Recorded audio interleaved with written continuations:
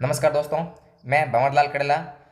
आज दिनांक है 14 जुलाई 2026 और आज आरपीसी ने आयोजित करवाया है ग्रुप सी का पेपर। आप में से जो भी साथी एरना कंसेप्ट पर पहली बार पधारे हैं उन सबका घणे मान और हेत से स्वागत है। आज अपन डिस्कस करेंगे अपनी जो पुस्तक आती है ज्ञान सरोवर पब्लिकेशन से, राजस्थान भूगोल और अर्थव्यवस्था की, लेखक भंवरलाल कड़ला। इनके सेकेंड एडिशन से टोटल कितने प्रश्न कवर हो रहे हैं? तो टोटल आज के पेपर में ग्रुप सी में पूछे गए थे 14 प्रश्न, उसमें से 13 प्रश्नों का प्रूफ आपको मैं इस वीडियो में दूंगा। साथ में जो है ये भूगोल के लिए, चाहे आप आरएस की तैयारी कर रहे हैं, चाहे एसआई की कर रहे हैं, चाहे ईयूआर की कर रहे हैं, सीईटी हो, चाहे कोई सा भी एग्जाम हो राजस्थान में जिसमें भूगोल पूछी जाती है, तो आपको भूगोल के लिए भटकने की जरूरत नहीं है। ये अपना रिजल्ट रहा है ग्रुप ए के अंदर 12 में से 12, बी में जो है 12 में से 12 और सी में जो है एक क्वेश्चन बाहर गया है। वो बाहर कैसे गया है और लोग उसको किस प्रकार से प्रेजेंट कर रहे हैं, ये जो है आरपीसी के एग्जाम्स का रिजल्ट है। अपनी पुस्तक में से असिस्टेंट प्रोफेसर से लगा करके एसआई एसआई के अलावा जो जूनियर केमिस्ट हैं या डिप्टी कमांडेंट है या जो आप फर्स्ट ग्रेड के हाल ही में एग्जाम हुए हैं उसमें टॉप रिजल्ट देने वाली ये पुस्तक है ना। इन सब के वीडियो प्रूफ अपने यूट्यूब पर डाले हुए हैं और टेलीग्राम चैनल पर इनकी पीडीएफ एकदम व्यवस्थित तरीके से, जैसे ये सारणी बनी गई ना, इसी फॉर्मेट में आपको पूरी तरीके से दोनों ही लिंक मिल जाएगी कि पीडीएफ कहाँ डाल रखी है और यूट्यूब कहाँ डाल रखी है। इस वीडियो के कमेंट में आप देखोगे या डिस्क्रिप्शन में देखोगे तो वहाँ भी आपको मिल जाएगी। ये आप देख सकते हैं रीट के अंदर, कृषि पर्यवेक्षक लेट प्रेसिडेंट के अंदर इसका शानदार रिजल्ट रहा है। अब बात करते हैं सीधी पते की कि कौन सा क्वेश्चन सर बाहर गया है आपकी इस ज्योग्राफी की बुक से, है ना। अब देखिए ये पूछा है भारतवर्ष में 2024-25 में शीर्ष 3 तिलहन उत्पादक राज्य का अवरोही क्रम। अब देखो, बोलने को तो मैं ये बोल सकता हूँ कि ये भारत की कृषि का है सवाल, लेकिन ये राजस्थान की भूगोल की बुक से कवर होना चाहिए। क्यों कह रहा हूँ मैं ऐसा? क्योंकि ये राजस्थान की जो आर्थिक समीक्षा है इसमें से मैंने ये सारणी दी थी और राजस्थान वाला क्या है कि थोड़ा सा पीछे चलते हैं। इन्होंने क्या करा था, 2023-24 का डाटा दे रखा है। अभी जो नवीनतम आर्थिक समीक्षा आ रखी है ना 2025-26 वाली जो आर्थिक समीक्षा आ रखी है इसमें जो है इन्होंने क्या कर रखा है 2023-24 का डाटा दे रखा है। ठीक है, तो मैंने भी डाटा जो है वर्ष 2023-24 का यहीं से राजस्थान की आर्थिक समीक्षा जो कि लेटेस्ट आ रखी है वहीं से लिया। लेकिन इन्होंने जो है आरपीसी वाले अपने से एक कदम आगे निकले और इन्होंने क्या किया, प्रश्न बनाया है 2024-25 से। तो आपको मैं सीधा बता देता हूँ, ये अपनी पुस्तक में नहीं दे रखा है और राजस्थान की किसी पुस्तक में नहीं होगा, मैं आपको बता रहा हूँ। जिन्होंने राजस्थान की आर्थिक समीक्षा की अलग से बुक निकाली हुई है वो इसका प्रूफ देंगे, लेकिन आपको मैं बता रहा हूँ इसका आंसर क्या है।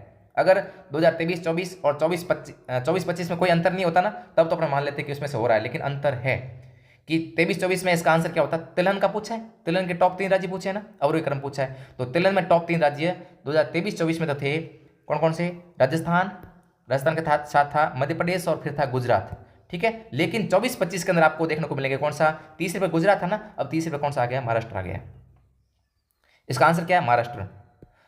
तो जो भी साथी देख रहे हैं वीडियो को वो इस प्रश्न का आंसर क्या मान के चलेंगे? महाराष्ट्र मान के चलेंगे। ठीक है, तो सर आपकी तो किताब से बाहर चला गया, हम आपकी पुस्तक क्यों पढ़े? तो साथियों, हमने एक भारतीय अर्थव्यवस्था की पुस्तक निकाली थी सेकंड ग्रेड के लिए स्पेशल। उसमें जो है पेज संख्या 18 पर ये पुस्तक है, उर्मिला मैम और भंवरलाल कड़ला, यानी कि मैंने इसमें प्रश्न बनाए थे और उर्मिला मैम ने जो है इसमें बहुत अच्छा मैटर लिखा था। इसमें ये प्रश्न अपने शामिल कर रखा था कि राजस्थान, मध्य प्रदेश और महाराष्ट्र, ये जो है 24-25 के डाटा है, ऊपर लिखा हुआ है ये 24-25 के डाटा है। इसमें राजस्थान, मध्य प्रदेश और महाराष्ट्र ये जो है अपनी इस पुस्तक से कवर हो रहा है। लेकिन मैंने इस पुस्तक आज की इस वीडियो में इस क्वेश्चन को आउट मानना है। कौन सी बुक से?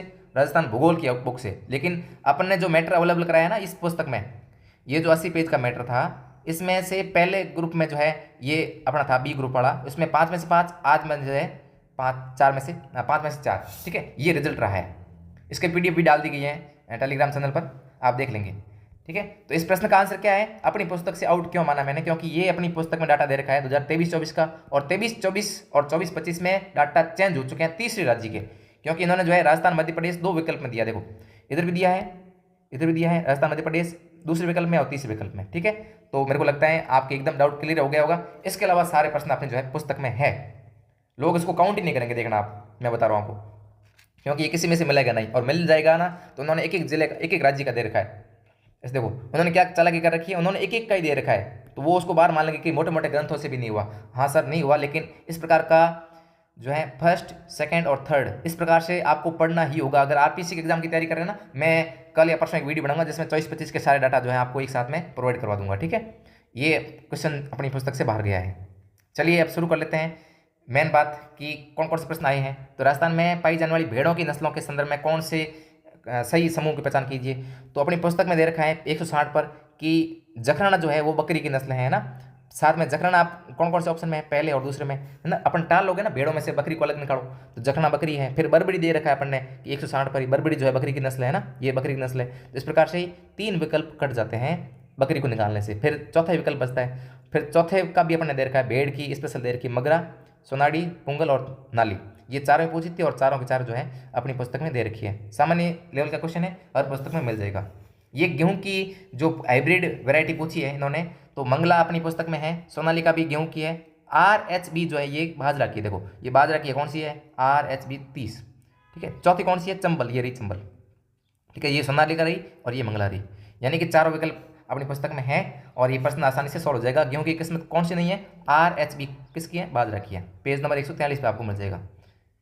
नेक्स्ट है ये कोपेन का जलवायु वर्गीकरण है। इसमें AW प्रकार की जलवायु जो है कहाँ पाई जाती है, तो ये राजस्थान के दक्षिणी और दक्षिण पूर्वी भागों में पाई जाती हैं, जिसमें डूंगरपुर और बांसवाड़ा इसमें सबसे सटीक आंसर रहेगा, डूंगरपुर और बांसवाड़ा। पेज संख्या 68 पर जो है आपको मिल जाएगा। कोपेन की जलवायु से अच्छा प्रश्न पूछा है। ये पूछा है अरावली के शिखरों से, पर्वत शिखरों से पूछा है। तो इसमें 1000 मीटर से अधिक ऊंचाई वाले पर्वत शिखर कौन कौन से हैं, ठीक है। तो कौन कौन से 1000 मीटर से ऊपर वाले, कुंभलगढ़ की ऊंचाई कितनी है, आप देखो कुंभलगढ़ की है 1224, ठीक है। साथ में किसकी पूछी है, सज्जनगढ़ की, सज्जनगढ़ की देखो 938 और लीलागढ़ की है 874, ठीक है। और साथ में किसकी पूछी है, रघुनाथगढ़ की 1055, ठीक है। तो रघुनाथगढ़ ऊपर है 1000 से और कुंभलगढ़ ये दोनों जो है 1000 से ऊपर है, बाकी सज्जनगढ़ और लीलागढ़ ये दोनों जो है 1000 से नीचे हैं। तो A और C जिस भी विकल्प में है वो अपना आंसर हो जाएगा, यानी कि D जो है अपना आंसर है। अवरोही क्रम पूछते हैं, लेकिन इन्होंने जो है 1000 मीटर से अधिक ऊंचाई वाले पूछे हैं। एक ग्रुप में बहुत अच्छा पेपर था, प्रश्न था कि जेलियो डूंगर जो है, जेलियो डूंगर उस प्रश्न के विकल्प था। अगर ये पूछ लेते आज के पेपर में ये विकल्प देते थे जेलियो डूंगर, तो बहुत सी पुस्तकों से बाहर चला जाता, क्योंकि उन्होंने उस दिन क्या किया, 4 चोटियां पूछी, उनमें से सर्वाधिक ऊंचाई की कौन सी चोटी है, तो वो पूछा, उसमें जेलियो डूंगर दे रखा था। तो वो बहुत से कम पुस्तकों में था, लेकिन उन्होंने जो है प्रूफ दिया था। ऑब्जेक्शन नहीं करेंगे अपन, लेकिन आप ऐड कर लेना अगर आपके जेलियो डूंगर नहीं है तो। ये ग्रुप में पूछ लिया गया है ना, ये जेलियो डूंगर वाला जो है एक ग्रुप में पूछा गया था अभी सेकंड ग्रेड में। इसकी ऊंचाई भी आप लिख लेना किताब में, अगर नहीं मिले आप किताब में तो ज्ञान सरोवर की पुस्तक में आपको मिल जाएगी भूगोल में। ये निम्नलिखित में से कौन सी नदियां जो है कच्छ के रण में अपना जल विसर्जित करती हैं, तो इसमें कौन कौन सी नदियां हैं, ये पेज संख्या 42 पर दे रखा है। कच्छ के रण में, ऐसे लाइन टू लाइन उठाया यहाँ से, कच्छ के रण में गिरने वाली नदी कौन कौन सी है, लूणी और पश्चिमी बनास। ये 2024 में पूछा था, स्टैटिकल ऑफिसर में पूछा था और वापस पूछ लिया इसमें सेकंड ग्रेड 2026 के अंदर, ठीक है। तो कौन कौन सी है, लूणी के साथ में पश्चिमी बनास, ठीक है। नेक्स्ट है शब्द हाथीमन्ना मुख्यतः किससे संबंधित है, तो अपनी जनजाति टॉपिक जो कवर कर रखा है, जनजाति टॉपिक में ये भीलों के द्वारा, भील पुरुषों के द्वारा किया जाने वाला नृत्य है। भील पुरुष नृत्य जो है करते हैं उसको बोलते हैं हाथीमन्ना, ठीक है। पेज संख्या 291 पर दे रखा है अपनी भूगोल पुस्तक के अंदर। नेक्स्ट देखते हैं 52 नंबर प्रश्न कि 2024-25 में राष्ट्रीय दुग्ध उत्पादन में राजस्थान का योगदान कितना है। तो देखो 2024-25 का डाटा पूछा है ना, तो अपन 23-24 का नहीं बताएंगे, 24-25 का ही बताएंगे। तो देखो बाकी सारे लोग प्रूफ दे रहे हैं कौन से साल का, 23-24 का प्रूफ दे रहे हैं, अपन प्रूफ देंगे कौन से साल का, 2024-25 का, ठीक है। ये 24-25 है, कितना है, 14.82। और प्रश्न में विकल्प कौन सा दिया है, 24-25 का ही दिया है। यानी आरपीसी की एक बात खास है कि वो आधार बहुत शानदार देती है। अधीनस्थ बोर्ड तो क्या है, ऐसे उद्रपट में पूछता है, वो आधार नहीं बताता, वो तो पूछता है राष्ट्रीय दुग्ध उत्पादन में राजस्थान का योगदान कितना है। अब वो आप बच्चा जाने कि कौन से साल का पूछ रहे हैं हम, आरपीसी साल मेंशन करता है साथ में, ठीक है ना। तो ये 24-25 का पूछा है तो 14.82, ठीक है। ये 7वां प्रश्न अपने पुस्तक में मिल गया है। 8वां प्रश्न देखते हैं कौन सा है, यह है NA नाफेड का जैव उर्वरक संयंत्र निम्नलिखित में से किस स्थान पर अवस्थित है। देखो राजस्थान में एक ही जैव उर्वरक यानी कि बायो फर्टिलाइजर है, वो कहाँ है, भरतपुर के अंदर है ना, भरतपुर के अंदर है। तो ये प्रश्न अपनी पुस्तक से सॉल्व हो जाएगा कि जैव उर्वरक का प्लांट कहाँ पर है, ये भरतपुर के अंदर है, ठीक है। 204 पर आपको मिल जाएगा। उद्योग टॉपिक में उर्वरक के जो प्लांट लगा रखे हैं उसमें आपको ये मिल जाएगा। नेक्स्ट देखते हैं, ऐसे प्रश्न ना आपको आगे रखेंगे, ये ऐसे ना जैव उर्वरक खाद वाला प्रश्न अगर पढ़ा हुआ था तो कर लेंगे, आप याद करने की जरूरत नहीं थी, एक बार आंखों के आगे आना चाहिए। जैसे ये अत्यंत सघन वन वाला है ना, भारत वन स्थिति रिपोर्ट 2023 के अनुसार आपको बताना है VDF के अंतर्गत कितना क्षेत्र सम्मिलित है। अब किसी ने नहीं दिया कि भाई इतना बच्चा थोड़ी पढ़ पाएगा, अरे भाई साहब एक बार बच्चे के सामने जानी चाहिए जानकारी, वो पढ़े तो सही कि ऐसा भी मैटर होता है। अगर उसको प्रोवाइड करोगे तो अपने आप छोड़ देगा कि हाँ ये मेरे से नहीं पढ़ा जाएगा। इसमें से कितनी बार प्रश्न पूछा गया है, आरपीसी ने पूछा है, अधीनस्थ बोर्ड ने पूछा है, फिर भी नहीं दे रहे हैं, फिर तो उनकी गलती है। आप जो मैटर पढ़ रहे हैं उसमें अगर क्वेश्चन मिल रहा है तो ठीक है, वरना आप अपनी इस पुस्तक से अपडेट कर लीजिएगा। मैंने यूट्यूब चैनल पर भी करवा रखी है ये पूरी वन रिपोर्ट, ठीक है। ये VDF है, यानी वेरी डेंस फॉरेस्ट 2023 का पूछा है, कितना है राजस्थान के अंदर? 223। ठीक है, ये रहा 223 इसका आंसर है। और ये पेज संख्या 70 अपने 76 में मिल जाएगा, 76 पर। ठीक है, ये पुस्तक है, इसका स्क्रीनशॉट जरूर ले लें, टॉप रिजल्ट देने वाली है। ये कौन सा नंबर का प्रश्न हो गया? 90 नंबर का प्रश्न हो चुका है। ठीक है, ये पूछा है जनगणना 2011 के अनुसार राजस्थान की कुल जनसंख्या में ग्रामीण और नगरीय जनसंख्या। तो देखो ग्रामीण जनसंख्या कितनी है? 75.1 और शहरी कितनी है? 24.9। किसके अनुसार पूछी है? 2011 के अनुसार। अपन ने देखो भारत के साथ तुलनात्मक दिया है, 2001 के साथ तुलनात्मक दिया है। तो कल परसों एक प्रश्न और पूछा था कि भारत में जो है राजस्थान में जो है भारत से अधिक शहरी जनसंख्या निवास करती है। तो ये कथन सही था क्या? सही नहीं था, वो एक कथन था। तो ये बहुत कम पुस्तकों ने कवर किया था। अगर कल के दिन ऐसा कथन पूछ रहे तो आप क्या करोगे? तो जानकारी होनी चाहिए, ऐसी सारणियों में जानकारी आपको स्वरगर्भित दी गई है। इसका आंसर हो जाएगा 75.1 और 24.9, बी ऑप्शन।